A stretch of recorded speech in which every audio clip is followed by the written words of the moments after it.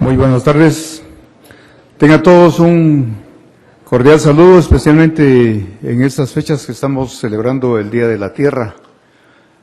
Como ustedes se habrán dado cuenta, es algo que debemos celebrar muy en alto, porque es la herencia que Dios nos dejó.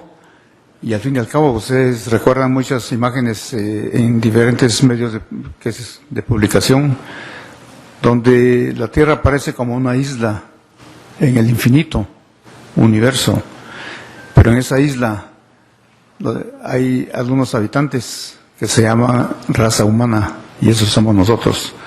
Creo que debemos darle gracias a Dios por eso. Hoy, antes de la conferencia, hemos invitado a un personaje muy especial de Guatemala, que todos, estoy seguro, conocen, que ha tenido una gran experiencia en asuntos de carácter ambiental, que es el doctor Rafael Espada. Él va a hacer una plática introductoria para este tema relacionado con sus experiencias en el campo ambiental. Doctor, por favor.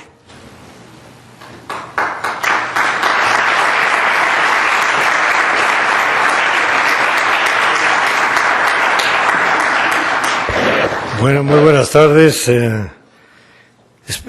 mi querido decano. Es un gusto y un placer, le agradezco muchísimo que me dé la oportunidad de usar este micrófono.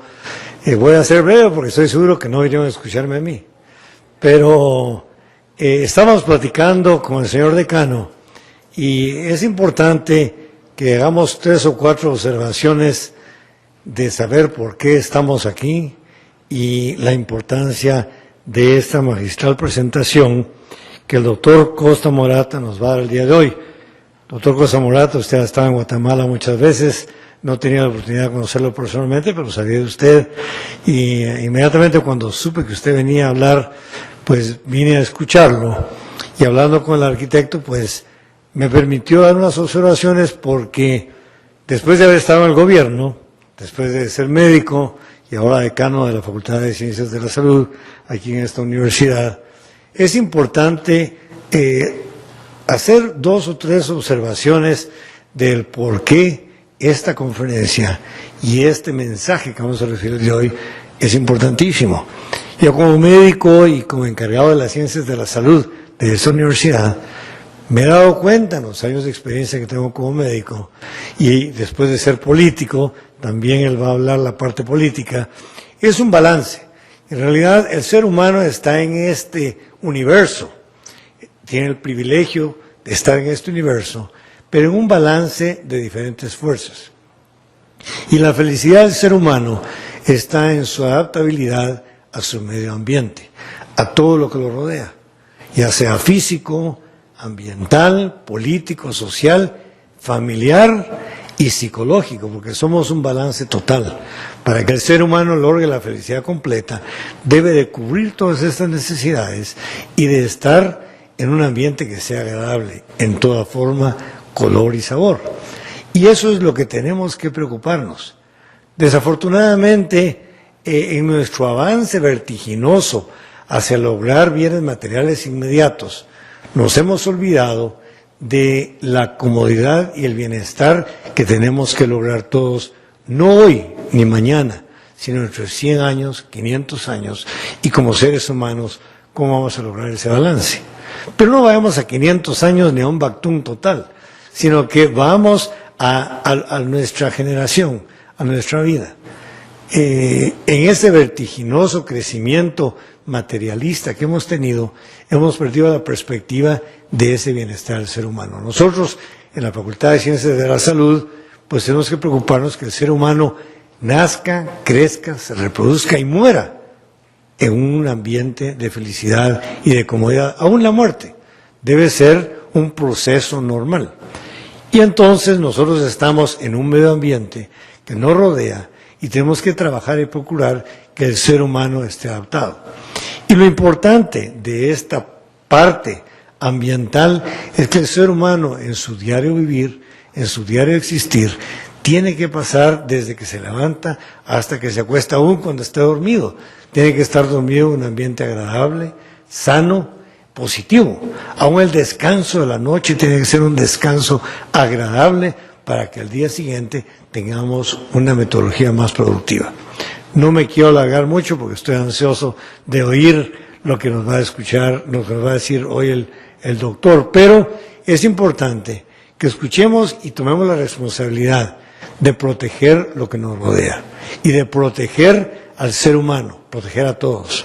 Nuestra obligación como seres humanos es protegernos unos a otros, amigos y enemigos, a todos los que están rodeando.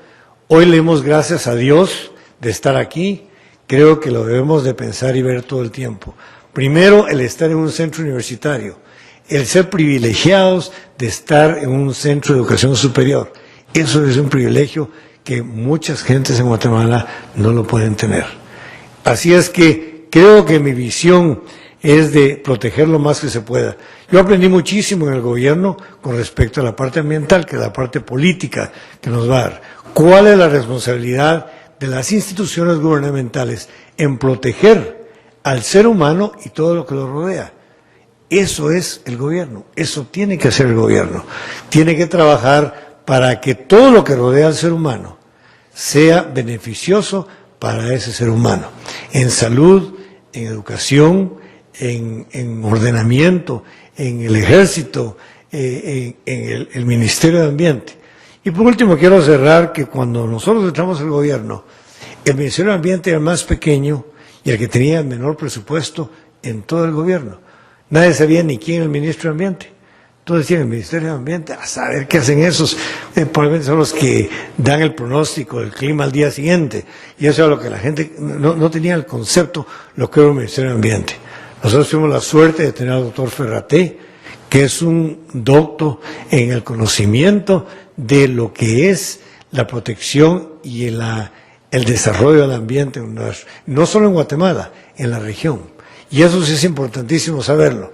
Y con el doctor Ferraté aprendí muchísimo, porque aprendí a la responsabilidad social, política y económica del gobierno en proteger todo lo que nos rodea.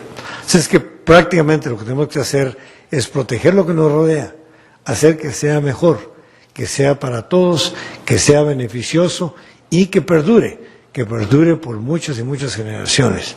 Es el secreto del ser humano, el secreto del éxito del ser humano. Y de nuevo, estamos todos muy ansiosos el día de hoy de escuchar la observación, la visión del doctor Acosta y que nos diga sus experiencias para poderlas aprender y aplicarlas a Guatemala. Así es que muchísimas gracias. Señor decano, gracias por el privilegio de poderme dar la oportunidad de dirigirme a este grupo tan selecto y de permitirme escuchar a la doctora Acosta para que nos enseñe nuevo. Y ojalá que aprendamos mucho de lo que nos va a mandar. Muchas gracias.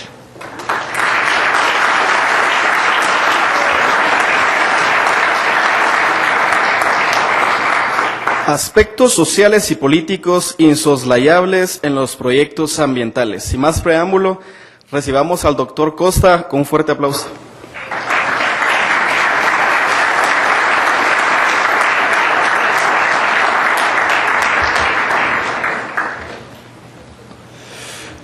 Buenas tardes de nuevo. Estoy pues contento, encantado, después de tener la oportunidad de conocer un poco más este país, volver a esta universidad. Muchas gracias, profesor Espada, por su alocución tan entrañable. Efectivamente, conocí al señor Ferraté en cuanto supe que era ministro de Medio Ambiente, pues la primera vez que estuve aquí, probablemente el año 2008 o 2009.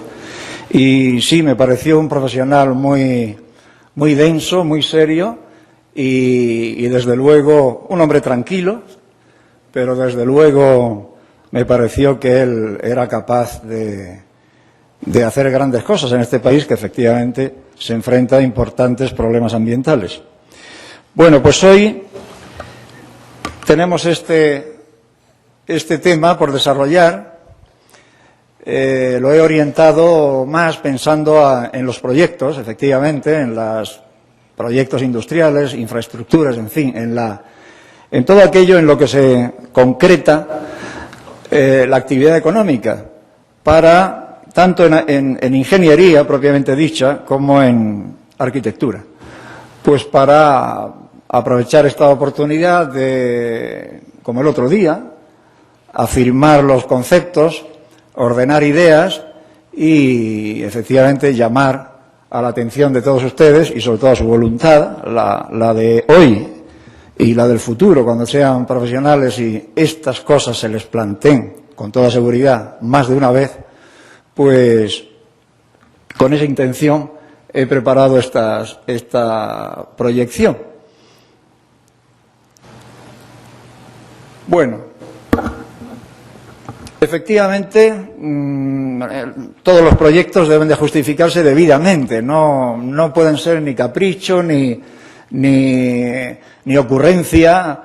Yo tendría anécdotas que contar de cómo algunos inventores de grandes proyectos disfrutaban contando el momento de su inspiración, como si hubieran recibido una gracia especial para desarrollar un proyecto que luego se enfrentaría a problemas importantes, porque los proyectos no son una inspiración improvisada ni trivializada, son itinerarios y obras que hay que construir con mucha seriedad. Primero, justificándolos, pero justificándolos sobre todo por su interés social, naturalmente. Estamos en sociedad y tenemos que ir dándole consistencia y dándole futuro. Es el interés social, el interés colectivo el que debe de prevalecer.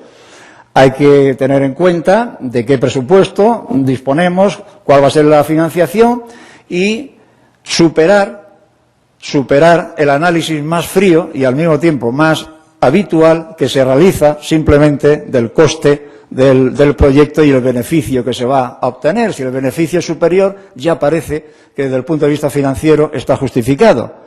Pero luego veremos que efectivamente, si no se ilustra, se amplía, se analiza con más seriedad lo del coste y también lo del beneficio, pero sobre todo lo del coste, pues muchas veces esta ecuación o esta fracción, esta expresión, fracasa. Sobre todo porque los costes sociales, que son de tipo global, no siempre se perciben, están ahí presentes, pero a veces son latentes y no se perciben a primera vista. Generalmente porque son globales y hemos creído que el proyecto tiene un alcance local, puntual, y casi nunca es así. Es fundamental prestarle atención a la opinión pública, desde luego a la opinión general del país, pero también, y yo diría que sobre todo, a la local, porque los problemas van a venir de la opinión local, de la más próxima, de la más directamente afectada o que se considere afectada. Y los riesgos ambientales, los impactos que serán globales y los que serán particulares. Con respecto a la justificación general, ahí tenemos, desde luego, la necesidad, que no debe de ser, como decíamos antes, más o menos frívola, instintiva. Decir, bueno, es que necesitamos un canal seco, necesitamos un ferrocarril, ojalá. Ya siempre aprovecho para decir que este país no puede prosperar gran cosa sin ferrocarriles, así que aprovecho para dejar el mensaje. Bueno, por reflejo, por instinto, es que aquí necesitamos, pues porque el impulso económico lo necesita, porque otros países lo tienen, bueno, pues porque el futuro parece que pasa por ahí. Entonces, a veces la justificación es eso, es algo instintivo sin más análisis fundamentado. A veces es, bueno, simplemente la vocación y la estrategia nacional de desarrollo. Todos los países, todos los estados se enfrentan a eso, hay que desarrollarse. Pero claro, es verdad que cada uno de los estados que consideran que han de desarrollarse, pues ven de forma distinta o no siempre coincidente cómo ha de ser esa estrategia, dónde hay que insistir más o cuáles son las prioridades, por dónde empezar, por dónde distribuir o aplicar las capacidades o los recursos financieros disponibles. El marco urbanístico, estamos con un público que parcialmente es estudiante de arquitectura y, por lo tanto, esto es muy importante. El territorio tiene su organización o debe de tenerla, lo que siempre se ha llamado planificación física, fundamentalmente por lo que respecta a las zonas urbanas, mayores o menores, metropolitanas o zonas urbanas de nuevo cuño, como son las urbanizaciones dispersas o las ¿cómo llaman ustedes?, mancomunidades. Bueno, pues ese nuevo hábitat, en principio disperso, que es urbano, pero que no está siempre vinculado al medio urbano consolidado. Es decir, que el marco urbanístico en cualquier país pues es fundamental. Y ese es el terreno, precisamente, privilegiado para los arquitectos. Los equipamientos, las infraestructuras, el patrimonio urbano, naturalmente, esto es parte esencial, todo al servicio de la comunidad y, por supuesto, de la actividad económica. Las exigencias del entorno socioeconómico, esto es también habitual, hay que hacer esto, hay que hacer lo otro, hay que desarrollar un plan de infraestructuras o hay que desarrollar turísticamente la costa, pues porque el entorno socioeconómico, las necesidades o las dinámicas que varían con el tiempo, por ahí nos llevan. La planificación socioeconómica, los servicios sociales. Yo, desde luego, también aprovecho siempre para decir que sin planificación, los estados, sobre todo los que tienen más necesidades sociales, no pueden avanzar. Vivimos tiempos en que parece que el concepto de planificar le tenemos miedo porque pensamos que es la mano del Estado que se introduce y que al final controla todo, pero igual que planificamos la economía personal y doméstica, ¿cómo no vamos a planificar la economía y el futuro de un Estado? Es inevitable. La evaluación de efectos benéficos globales, naturalmente, hay cosas que por su propia naturaleza pues nos saben o nos mueven a rechazo, no los acometemos porque no creemos que haya de deducirse beneficios globales de esa inversión o de ese proyecto. Y luego tener en cuenta siempre las alternativas de cada proyecto concreto o incluso de cada estrategia de desarrollo, porque siempre una estrategia de desarrollo obedece a determinadas formas de ver el desarrollo, que siempre dependerá sobre todo de un gobierno y también de un parlamento, pero conviene tener también clara la idea de las alternativas, o por lo menos las alternativas que podrían acudir en ayuda de un primer esquema de desarrollo que podría fracasar. Las alternativas, de qué otra manera se puede llevar adelante la estrategia de desarrollo de un país.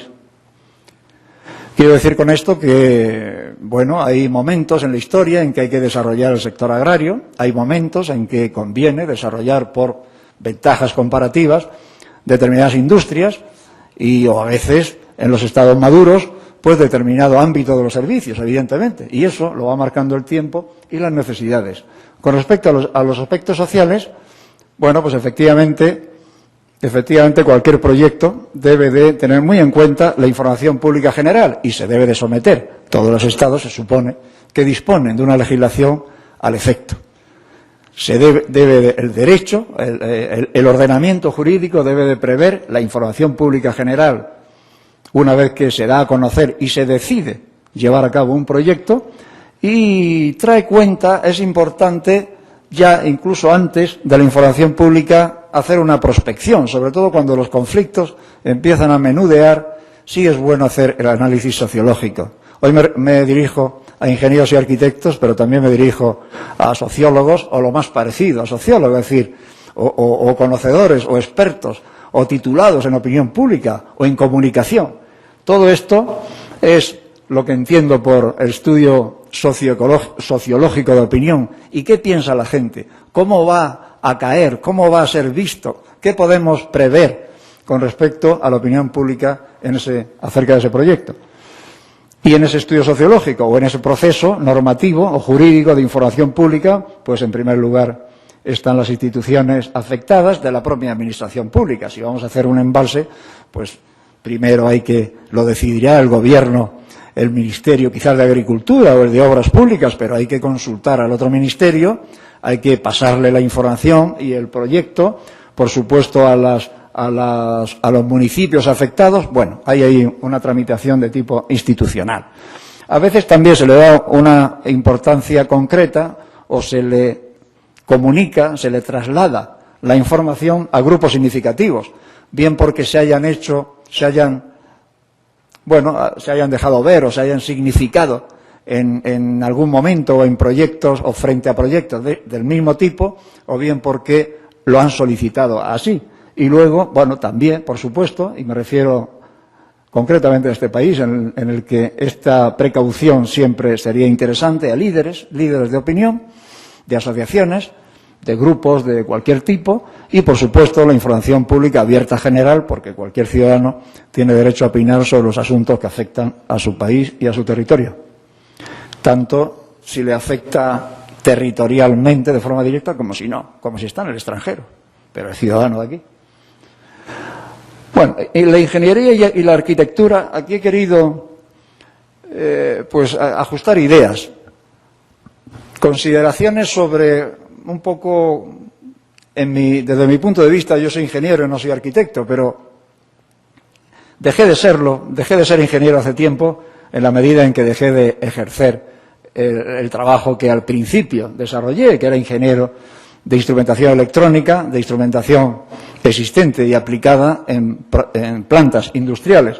Pero bueno, luego como consultor ambiental, pues volví a encontrarme con la ingeniería, desde luego, y como profesor en una escuela de ingeniería, donde fui alumno en su día, pues sigo familiarizado con la ingeniería. Pero bueno, el caso es que he querido hacer la comparación, sobre todo conceptual.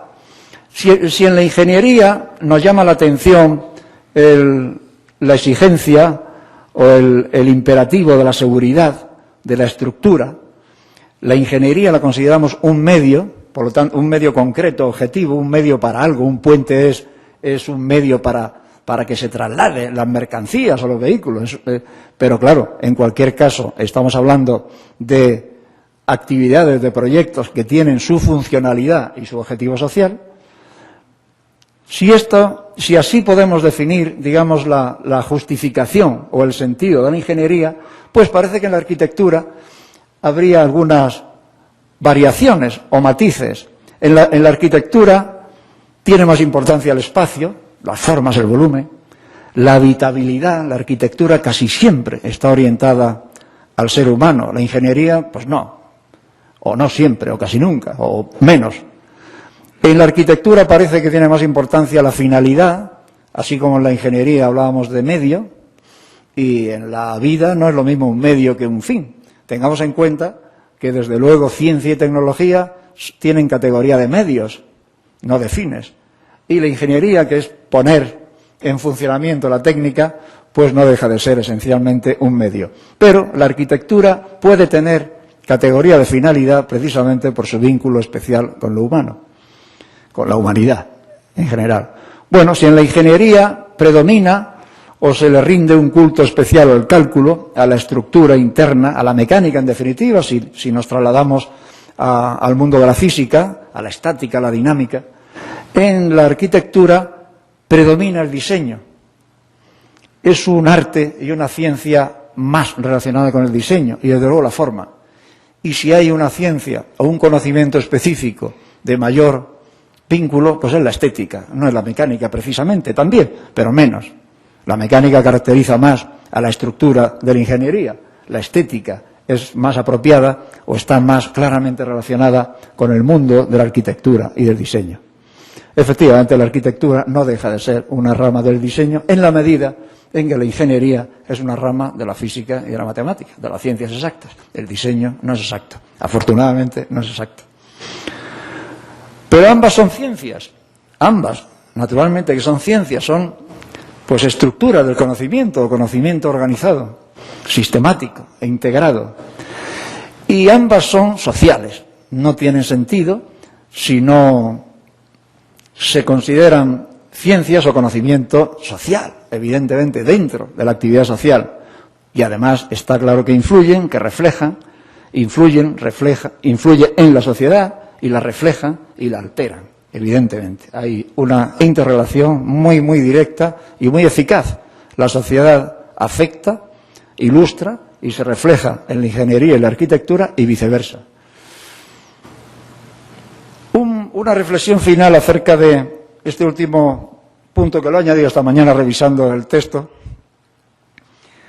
que es esto de la técnica. En definitiva, arquitectura e ingeniería, pues es técnica. Estamos hablando del mundo de lo instrumental, efectivamente, de las prolongaciones, de las capacidades y de los ideales de los seres humanos. Pero he destacado este punto ahí abajo porque, según revisaba esto, me he acordado de lo que decía nuestro filósofo Ortega y Gasset, José Ortega y Gasset, creo que era en el año 32 o 33, en un libro que recomiendo a todos ustedes, que se llama Meditación de la técnica. Él dice que la ingeniería es el arte, no, que la técnica en general es el arte de lo superfluo. Él dice, bueno, le dedicas todo un tratado sobre la técnica, un tratado de cuño y de carácter filosófico, pero sobre la técnica. Y además de las primeras reflexiones, incluso antes de otro filósofo importante que le interesó la técnica, lo hizo un poco después, me refiero a Heidegger. Bueno, pues nuestro filósofo en los años 20 y 30 se interesa por la técnica y dice que es el arte de lo superfluo. Y dice, claro, seamos sinceros y humildes, es el arte de lo superfluo. Podríamos vivir sin técnica, sin ingeniería, sin arquitectura, sin nada, sin calzado, sin ropa, sin embalses, sin ferrocarriles. Claro, nuestra naturaleza animal en principio nos permitiría. Pero claro, preguntémonos, cualquiera de los que estamos aquí presentes, si cuánto tiempo sobreviviríamos sin calzado, sin comida, sin vestido, en la selva del Petén un día, en la selva donde no encontremos humanos, cosa que ya es actualmente bastante difícil, pero en fin, en un medio hostil, natural, pero hostil, sin ayuda, sin auxilio de ese despliegue técnico que nos acompaña y que consideramos tan habitual y tan próximo y tan seguro. Pero claro, como animales, como seres que pertenecemos al mundo animal, podríamos plantearnos esto y efectivamente nos preguntaríamos, bueno, pues la técnica es un conjunto de cosas superfluas. Evidentemente, la historia nos ha ido considerándolas necesarias, pero en principio, y como reflexión filosófica, podríamos considerarla superflua. Lo que persigue el filósofo es llamar la atención sobre lo que es necesario, lo que no es necesario, lo que es un medio y lo que es un fin. Pero bueno, el caso es que siempre es un ejercicio de humildad, es decir, bueno, ojo, porque la técnica es un añadido. Los humanos nos distinguimos como seres técnicos, empezamos siendo técnicos, ampliando nuestra capacidad natural con las primeras técnicas, una por cierto la primera y probablemente la más importante, el lenguaje, pero no deja de ser técnica, y una técnica muy primeriza, muy primaria y asimismo absolutamente necesaria.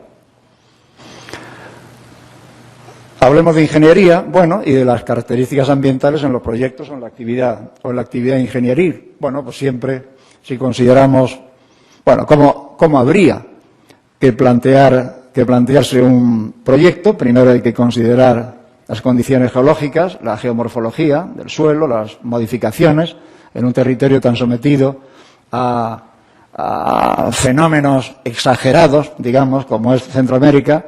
Pues la geomorfología es casi más importante que la geología. Bueno, igual, este territorio es así de expresivo, digamos, en términos geológicos. El paisaje, los aspectos estéticos, que en ingeniería cuentan mucho, porque esa funcionalidad de la que hablábamos antes a veces se salta e ignora las exigencias estéticas.